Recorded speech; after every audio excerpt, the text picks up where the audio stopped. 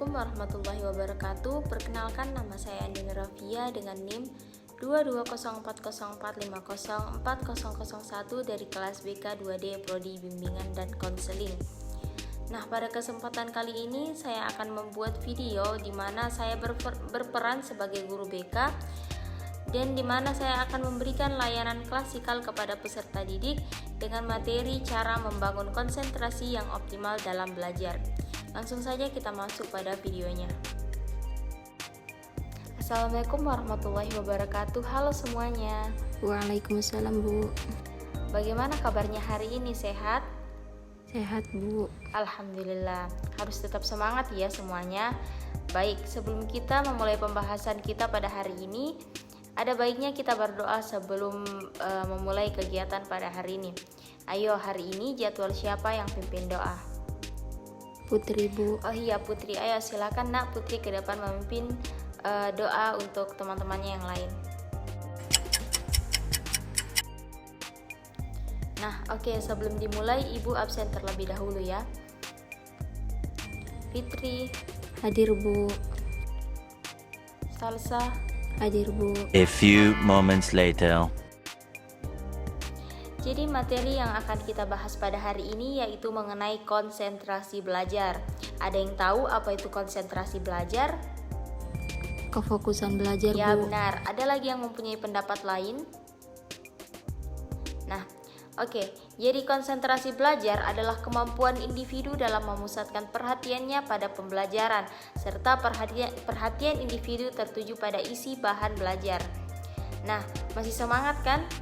Kalau begitu Masih, kita Bu. mengadakan ice breaking terlebih dahulu. Jadi seperti ini. Kalau Ibu bilang semangat 1 kali, kalian tepuk tangan 1 kali. Kalau Ibu bilang semangat 2 kali, kalian bilang yes, yes. Dan kalau Ibu bilang yes, yes, kalian jawabnya semangat, semangat. Bisa? Oke, Ibu hitung sampai 3, kita mulai. 1, 2, 3. Yes, yes. Semangat, semangat. Semangat. Semangat, semangat. Yes, yes. Yes, yes. Semangat, semangat. Oke, kita kan sudah melakukan ice breaking, sudah siap untuk kembali belajar. Siap, Bu. Nah, Ibu izin menampilkan gambar ya. Tahu tidak ini gambar orang yang sedang apa? Orang yang tidak fokus mendengar Ya, benar pelajaran. sekali. Ini adalah bentuk ketidakkonsentrasian siswa dalam belajar. Oke, Ibu izin menampilkan PowerPoint lagi. Kalau Ibu boleh tahu di kelas ini siapa yang pernah mengalami kesulitan untuk konsentrasi dalam pembelajarannya? Ayo, Bu. Boleh diceritakan? Misalnya karena gangguan HP, karena teman dan lain sebagainya, Bu. Oh, jadi seperti itu ceritanya. Terima kasih telah berbagi cerita. Kemudian untuk mengetahui lebih dalam lagi mengenai konsentrasi belajar, langsung saja kita simak PowerPoint yang telah Ibu sediakan. Jadi Ibu jelaskan terlebih dahulu. Jadi konsentrasi belajar itu adalah kemampuan seseorang untuk bisa fokus pada pembelajaran. Menurut Santrok, konsentrasi belajar merupakan kemampuan yang menyesatkan perhatian erat kaitannya dengan memori atau ingatan. Konsentrasi belajar siswa dipengaruhi dari kemampuan otak masing-masing siswa untuk memusatkan perhatian pada apa yang sedang dipelajarinya. Pemusatan perhatian ini untuk meningkatkan kemungkinan siswa dapat menyerap dan memahami informasi yang telah didapatkan. Menurut Hamiyah dan Jauhar, kekuatan belajar seseorang setelah 30 menit telah mengalami penurunan. Ia menyarankan agar pendidik atau guru melakukan istirahat sebelum beberapa menit. Adapun faktor penyebab dari ketidakkonsentrasian dalam belajar yaitu tidak memiliki motivasi diri. Motivasi kuat yang timbul dalam diri seorang siswa untuk mendorong dirinya belajar sangat diperlukan. Ada siswa yang dapat berprestasi bila diberi sebuah rangsangan, misalkan dia dijanjikan sebuah hadiah yang menarik. Apabila memperoleh nilai yang bagus. Akan tetapi guru harus berhati-hati dalam memberikan rangsangan berupa hadiah. Jangan sampai ia selalu mengharapkan hadiah baru ia mau belajar. Secara perlahan kurangi pemberian hadiah dengan lebih mengutamakan motivasi dalam diri siswa tersebut. Nah, faktor yang kedua yaitu suasana lingkungan belajar yang tidak kondusif. Suasana yang ramai dan bising tentu saja sangat mengganggu siswa yang ingin belajar dengan suasana yang tenang. Demikian pula dalam satu rumah terdapat lebih dari satu tipe cara belajar siswa. Di satu sisi ada salah satu siswa yang baru bisa belajar apabila sambil mendengarkan musik dengan keras, sedangkan siswa lain menghendaki suasana yang hening dan tenang untuk mereka bisa untuk belajar. Faktor yang ketiga yaitu kondisi kesehatan siswa. Jika siswa terlihat mau tidak mau ketika menghadapi materi pelajaran yang sedang dijalaninya, hendaklah jangan tergesa-gesa untuk menghakimi bahwa ia malas belajar. Mungkin saja kondisi kesehatannya saat itu sedang ada masalah. Kemudian faktor selanjutnya yaitu siswa merasa jenuh. Beban pelajaran yang harus dikuasai oleh seorang siswa sangatlah banyak. Belum lagi agar mereka memiliki keterampilan tambahan, tak jarang mereka harus mengikuti beberapa kegiatan pada lembaga pendidikan formal atau khusus. Karena sedemikian padatnya aktivitas yang harus dilakukan oleh seorang siswa, maka seringlah mereka dihinggapi oleh kejenuhan. Nah, bila hal ini terjadi bukan merupakan suatu tindakan yang bijaksana apabila guru tetap memaksakan peserta didik untuk belajar. Berilah mereka waktu istirahat sejenak atau refreshing, sekedar untuk mengendorkan urat syaraf yang tegang tersebut. Nah, sampai sini ada yang ingin ditanyakan? Oke, silakan sebutkan pertanyaannya. Mana sebenarnya peran guru dalam mengupayakan cara meningkatkan konsentrasi belajar? Oke, pertanyaannya sangat bagus sekali. Jadi Ibu langsung jawab saja. Cara yang dapat dilakukan yaitu dengan pertama memberikan kerangka waktu yang jelas agar peserta didik mengetahui dengan pasti berapa lama harus menyelesaikan tugas yang diberikan. Kemudian mencegah siswa agar tidak terlalu cepat berganti dan dari tugas satu ke tugas lainnya dengan cara membatasi pilihan. Selanjutnya mengurangi atau memperhatikan gangguan-gangguan yang ada di dalam ruangannya. Misalnya ruangan harus disesuaikan agar kondusif sehingga anak tidak mudah berpindah-pindah dan ingin berganti ke hal yang lain. Selanjutnya memberikan umpan balik. Nah, umpan balik ini akan memberikan motivasi kepada siswa untuk tetap mengerjakan sesuatu yang sudah diberikan dan mengarahkan kembali fokus siswa jika siswa mulai berpindah ke hal-hal yang lain atau fokusnya mulai pindah ke fokus-fokusan yang lain. Pendamping harus memberikan semangat kepada siswa bahwa ia mampu mengerjakan pekerjaan dengan cepat. Kemudian menetapkan tujuan dan memberikan hadiah untuk memotivasinya. Bisa dilakukan agar siswa tidak mudah jenuh dan tetap bersemangat. Oke, begitu sudah paham? Baik, selanjutnya Ibu mau mengajak kalian bermain lagi untuk melatih kefokusan atau konsentrasi. Yaitu permainannya kalian menyebutkan warna yang ditampilkan pada PowerPoint berikut, tetapi yang disebutkan warnanya bukan tulisannya. Paham semuanya?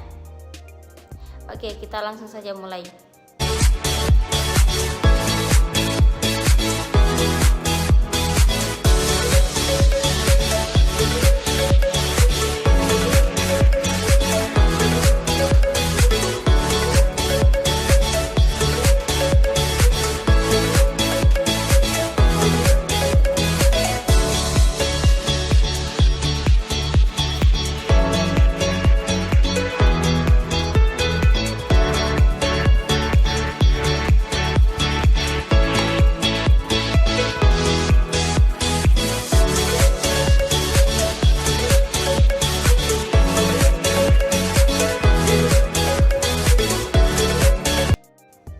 Permainan yang tadi yang telah kita mainkan itu adalah permainan yang melatih kekonsentrasian atau kefokusan kita.